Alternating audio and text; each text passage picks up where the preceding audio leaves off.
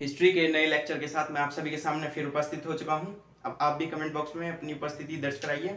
आज हम फिर कुछ नया सीखने जा रहे हैं। तो मेरा नाम है हर्षित। आज हम पूरा पाषाण काल के बारे में समझेंगे और फिर नेक्स्ट वीडियो में इसके बारे में समझेंगे। वो इसलिए क्योंकि वरना फिर वीडियो ज़्यादा बड़ा हो जाता है और आप देखते नहीं हैं। छोटी वीडियो रहेगी, पूरा एक सेपरेट टॉपिक है, इसी के बारे में पढ़ेंगे। बस आपसे यही गुजारिश रहेगी, वीडियो को प्लीज़ पूरा देखें। मैंने बहुत सारी चीज़ें बताऊँगा इसमें और इसको प्लीज़ आप लिख लेना। सबसे पहले बात आती है पाषाण काल के बारे में। पाषाण काल के अंतर्गत इसमें हमारे कोई लिखित साक्ष्य उपलब्ध नहीं है और इसकी स्टडीज हम करते हैं पुरातात्विक स्रोतों से, यानी वे स्रोत जिनको हम जमीन के नीचे से उत्खनन के बाद प्राप्त करते हैं उन्हीं को हम पुरातात्विक स्रोत कहते हैं। यानी जो खुदाई करने के बाद हमें मिलते हैं फॉसिल्स के रूप में, उन्हीं को हम पुरातात्विक स्रोत कहते हैं। हिंदी इंग्लिश दोनों का यूज़ करेंगे, आप जिसमें कंफर्टेबल हो उसमें लिख लेना। और मानव सभ्यता के आरंभिक इतिहास को हम 3 भागों में बांटते हैं। जब मानव आया था तो पहला आया था पूरा पाषाण काल, मध्य पाषाण काल, नव पाषाण काल। इसके अकॉर्डिंग हम मानव की सभ्यता को बांटते हैं। मानव सभ्यता को उसका किस तरह से डेवलपमेंट हुआ था। और उस समय तो बस ये ऐसा ही था, बस जिंदा रहने के लिए शिकार करा, खाया और अपने पास स्टोर करके रखा। पहले जैसे आपके समय में अब लोग क्या अपने पास स्टोर करते हैं, मुद्रा यानी करेंसी। उस समय का मानव इतना विकास नहीं था, डेवलपमेंट नहीं था, वो सिर्फ अपनी खाने की चीज़ों को अपने पास स्टोर करके रखता था। और हथियार भी इस पर एकदम नहीं बने थे, वो चीरने के लिए पत्थर वत्थर वगैरह, जैसे उसका मांस चीरता था तो पत्थरों का यूज़ करने लगा और पत्थरों के यूज़ से फिर वो औजार हथियार भी बनाने लगे। ऐसे ही धीरे धीरे समझते जो चलेंगे और बहुत सारी चीज़ें हमें जानने को भी मिलेंगी, ये मेरा आपसे वादा है। और मानव सभ्यता के आरंभिक इतिहास को 3 भागों में बांट लेते हैं, ये मैं आपको बता ही चुका हूँ। सबसे पहले बात आएगी पूरा पाषाण काल के बारे में। ये वीडियो आज पूरा पाषाण काल के बारे में रहेगा। सेपरेट वीडियो रखेंगे, जिसको जो पढ़ना है वो वीडियो खोले और देख ले। और मैंने प्लेलिस्ट बना रखी है सभी सब्जेक्ट्स की, आप एक बार जरूर चेक करना। और मैं इसको इंग्लिश में भी लिख देता हूँ। इसको बोलते हैं इंग्लिश में पैलियोलिथिक एज, और मध्य पाषाण काल को बोलते हैं मीसोलिथिक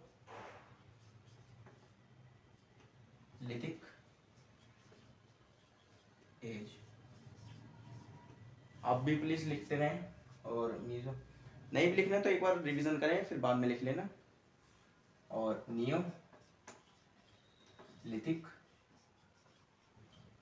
एज इंग्लिश में भी लिख दिया है। अब बात आती है पूरा पाषाण काल के बारे में। पूरा पाषाण काल में इसको हम एक नाम से और जानते हैं, उसको कहते हैं पूर्व पाषाण युग या पूर्व पाषाण काल। कई लेकिन ज्यादातर बुकों में तो पूरा पाषाण काल के नाम से ही है और कुछ बुकों में पूर्व पाषाण युग भी लिखा हुआ है, तो मैंने फिर भी आपको बता दिया आपकी नॉलेज के लिए। अब इनका टाइम पीरियड लिख लेते हैं, कब से कब तक है। वैसे तो इसे पूरा पाषाण काल को अज्ञात काल से ही माना जाता है, इसका कोई फिक्स टाइम नहीं है। लेकिन एनसीईआरटी के रूप में, एनसीईआरटी में हमें ये टाइम सजेस्ट करते हैं 25 लाख से 10,000 BC। अब रुक जाओ, अभी समझाऊंगा, बिल्कुल समझाऊंगा, चिंता ना करो, सब चीज बताऊंगा ये। और इसका टाइम पीरियड है 10K से 5K BC। और आप भी ऐसी चार्ट बना लेना। और इसका टाइम है 5K से 3K BC। अब L का मतलब होता है लाख, K का मतलब होता है हजार। अगर M लिखा हुआ दिख जाए तो उसका मतलब होता है मिलियन, और C लिखा हुआ दिखे तो उसका मतलब होता है करोड़। ये भी मैंने आपको एक छोटी सी बात बता दी है। अब बात आती है हिंदी में, तो इसको हिंदी में लिख देते हैं 25 लाख 10,000 ईसा पूर्व। ये टाइम पीरियड भी है इसका, कब से लेकर कब तक था ये पूरा पाषाण काल। ये है 10,000 से लेके 5,000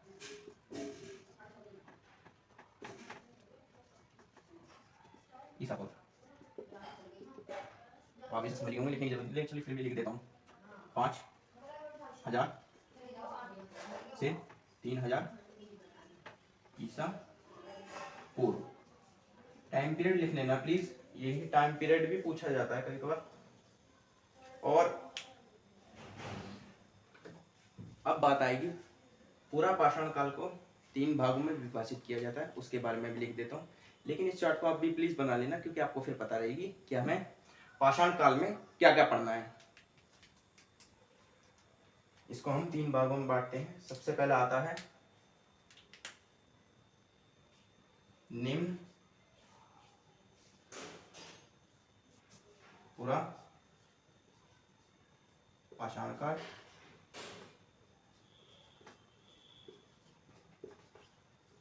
निम्न पुरा पाषाण काल। इसको इंग्लिश में बोलते हैं, वो मैं भी आगे बता दूंगा, पहले इसको लिख लेते हैं। और इसको लिखते हैं, सेकंड आता है मध्य पुरा पाषाण काल। और लास्ट आता है उच्च, और कुछ बुक में उत्तर भी लिखा हुआ है, लिख देता हूँ उत्तर, उच्च पुरा पाषाण काल या उत्तर पुरा पाषाण काल बता देनी चाहिए। किसी और नाम से भी जाना जाता है ना इसको, तो आपको ध्यान रखना है, चाहे उच्च लिखा हो चाहे उत्तर लिखा हो, इसका मतलब एक ही है। ऐसे यहाँ पाषाण पूरा पाषाण काल है या वो पूर्व पाषाण है, वो भी एक ही है। पूरा पाषाण काल, ठीक है। अब इंग्लिश में लिख लेते हैं इसका, इंग्लिश वालों के लिए इंग्लिश में और हिंदी वालों के लिए हिंदी में। वैसे ही समझ में तो हिंदी आती है ज़्यादा, लेकिन फिर भी चलता है। इसको लिखते हैं निम्न पुरा पाषाण को इंग्लिश में लोअर पेलियोलिथिक एज। मध्य पुरा पाषाण को लिखते हैं मिडल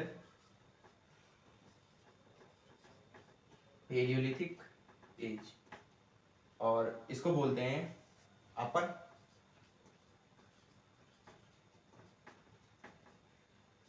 पेलियोलिथिक एज। अब थोड़ा सा पूरा पाषाण काल के बारे में आगे बढ़ने से पहले थोड़ी सी जानकारी और ले लेते हैं। इसी बीच बहुत सारी खोज डिस्कवरीज हुई थी, जैसे कि आग जलाना, पशुपालन यानी पशुओं को पालना, और कृषि में भी डेवलपमेंट हो चुका था। ये कृषि भी करना सीख गए थे और आग जलाना सीख गए थे। लेकिन पहले जलाना तो बहुत पहले ही सीख गए थे, लेकिन उसका इस्तेमाल बहुत बाद में जाके किया था। ये सब भी हम आगे डिस्कस करेंगे पॉइंट टू पॉइंट। और ऐसे आप हमें अगर सपोर्ट करते रहेंगे तो हम आपके लिए एक क्वेश्चंस की सीरीज भी ले आएंगे। जितना भी प्रागैतिहासिक काल में क्वेश्चंस होंगे वो सब हम एक वीडियो में कवर करवा देंगे। जो भी हमने पढ़ा है वो सब हम एक वीडियो के तौर पर, उससे जितने भी क्वेश्चन बन सकते हैं वो सभी हम क्वेश्चन भी देख लेंगे, ताकि आपका ये पूरा काल क्लियर हो जाए। अभी हमने पाषाण काल की पूरी टेबल देख चुके हैं, आई होप आप भी प्लीज उसे जल्दी लिख लेंगे। अब हम पूरा पाषाण काल के बारे में पढ़ लेंगे, और अब बहुत ईजी लैंग्वेज में लिख के लाया हूँ, आपको एक एक चीज समझ में आ जाएगी। ये मेरा आपसे वादा है, बस आप ऐसे ही सपोर्ट करते रहें और लिखते रहें। सबसे पहले, ये इससे रिलेटेड नहीं है लेकिन फिर भी आपको पता होनी चाहिए, मानव धरती पर सर्वप्रथम अफ्रीका में देखने को मिला था। अफ्रीका में तो आ गया था, लेकिन इसका डेवलपमेंट एशिया महाद्वीप में जाकर हुआ था। फिर बात आती है पूर्व पाषाण काल का मानव, जो ह्यूमंस थे वहां तब के, वो केवल शिकारी और खाद्य संग्रह थे। उनको इस समय इतनी डेवलपमेंट नहीं थी, उनका इतना दिमाग नहीं था कि वो क्या कर सकें कैसे कर सकें। बस उनको इतनी पता थी कि हमें बस खाने के लिए जीना है, जीने के लिए खाना है। ये केवल शिकारी था, ये केवल शिकार करने से ही अपना पेट भर पाता था, शिकार करता था और उसी मांस को कच्चा पक्का कैसा भी होता था वैसे ही खा लेता था। पक्का तो नहीं होता था, खैर कच्चा ही होता था, वो ऐसे ही खा के अपना पेट भर लेता था। खाद्य संग्रह का मतलब होता है स्टोर करना। किसी चीज, खाने वाली चीज को हम स्टोर करके रखते हैं ना। आज के समय में हम फ्रिज में स्टोर करके रखते हैं खाने वाली चीजों को, और कुछ ऐसी खाने की चीज होती हैं जिसे हम फ्रिज में नहीं भी स्टोर करते, जैसे गेहूं को हम फ्रिज में नहीं रखते। और कुछ ऐसी चीजें भी होती हैं जिनको हम फ्रिज में स्टोर कर लेते हैं, जैसे कि आपकी आइसक्रीम वगैरह होती हैं, ये सब चीजें हम फ्रिज में स्टोर कर लेते हैं। उसी तरह से वो खाने की चीजों को संग्रह यानी स्टोर करके रखता था। नेक्स्ट पॉइंट आता है पूर्व पाषाण युग। अब देखिए, मैंने कहीं कहीं पूर्व पाषाण युग, पूर्व पाषाण काल, पूरा पाषाण काल, इन चीजों का इस्तेमाल किया है। मैं बस इसलिए लिख रहा हूँ ताकि आपको कंफ्यूजन ना हो। ये सब वर्ड मैं इसी वजह से लिख रहा हूँ ताकि आपको याद हो जाए कि ये सब एक ही वर्ड हैं। इन्हें कुछ बुक्स में अलग नाम से लिख दिया है, लेकिन ये एक ही वर्ड है क्योंकि कभी कभार कंफ्यूजन हो जाता है ये कौन सा काल था, ये तो हमने पढ़ा ही नहीं, ये यही काल था। बस आपको इतना ध्यान रखना है। और ये छोटे पॉइंट नहीं है, बहुत सारे पॉइंट पढ़ा दूंगा मैं आपको। पूर्व, तो ये तो हमारा हो गया, नहीं ये हो गया खाद्य संग्रह तक। नेक्स्ट पॉइंट आता है पूर्व पाषाण युग के मानव की जीविका का मुख्य आधार केवल शिकार करना था। उसका बस ओनली एम था, मुझे शिकार करना है, शिकार करना है और शिकार ही करना है। खाते पीते जैसे भी बस शिकार ही करना है, उसका केवल मुख्य आधार। सबका एम होता है ना कुछ, ऐसे इसका एम था, मुझे शिकार करना है, इसको बस शिकार करने का ही डेडिकेशन था। फिर बात आएगी पूर्व पाषाण काल में मानव प्राकृतिक निर्मित गुफाओं में निवास करता था। यह हम पहले भी डिस्कस कर चुके हैं, लेकिन हमारा लिखना जरूरी है आपकी समझने के लिए। यानी जो प्राकृतिक निर्मित गुफाएं होती हैं, जो भी केव बन जाती हैं अपने आप ही प्रकृति से, उन्हीं में मानव अपना निवास करने लगा। वो इस वजह से क्योंकि वो जीव जंतुओं से भी वगैरह जानवरों से डरता भी था, तो वो इन गुफाओं में ही निवास कर लेता था, छुप जाता था, और इन्हीं गुफाओं में ही वो अपने खाने का सामान भी स्टोर करके रख लेता था।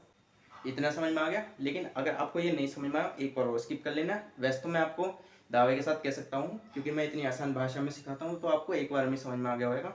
आसान भाषा से सीखने का यही फायदा होता है कि आपको जो चीज़ हम पढ़ने जा रहे हैं उसको हम इंटरेस्टिंग रूप में पढ़ें और समझ के पढ़ें, तो वो ज़्यादा हमारे लिए फ़ायदेमंद रहती है। और अभी तो ये 4 पॉइंट डिस्कस हो गए हैं, अब मैं आपके लिए और पॉइंट्स लिख देता हूँ, बस आप इतने लाइक कर दीजिए। इसको लिखने और समझने से पहले एक बात और जान लेते हैं थोड़ी सी। पूरा पाषाण काल में जब मानव अपना शिकार करता था तो वह पत्थरों का इस्तेमाल करता था, अभी पत्थरों का जिक्र भी करेंगे। तो उन नुकीले पत्थरों को मारता था या उससे ही उसका शरीर चीर कर उसको अपना भोजन के रूप में स्वीकार करता था। तो पत्थरों का भी इसमें जिक्र है पूरा पाषाण काल में, और इसमें कुछ डिस्कवरीज भी हुई थी, इनको बारे में पढ़ते हैं। सबसे पहले इस काल में मानव शिकार करने के लिए क्वार्ट्जाइट नाम के पत्थरों का इस्तेमाल करता था। मैंने भी पत्थरों का जिक्र करा है, इन पत्थरों को बोलते थे हम क्वार्ट्जाइट। क्वार्ट्जाइट नाम का पत्थर आता था। अगर आपको इसकी डिस्क्रिप्शन लेनी है, इसके बारे में अगर समझना है, तो आप गूगल पर एक बार सर्च कर लेना, आपको पूरी इसकी नॉलेज मिल जाएगी। फिर बात आता ही है, ये मैंने 2 पॉइंट और लिखे हैं, वो इस वजह से लिखे हैं क्योंकि कुछ किताबों में ये एक ही हैं दोनों, और कुछ किताबों में अलग अलग में बांट रखा है।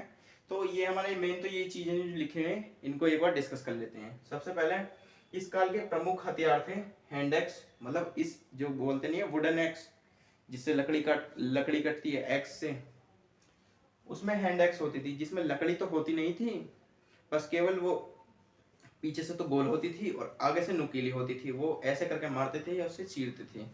और क्लीवर और स्क्रैपर नाम के हथियार होते थे पूरा पाषाण काल में।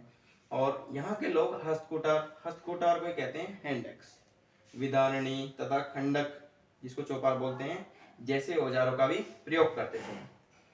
ये तो बहुत इजी लैंग्वेज में मैंने आपको सिखा दी ये चीज़ें, और इसके जब क्वेश्चंस करेंगे तब और आपको अच्छे से समझ आएगा।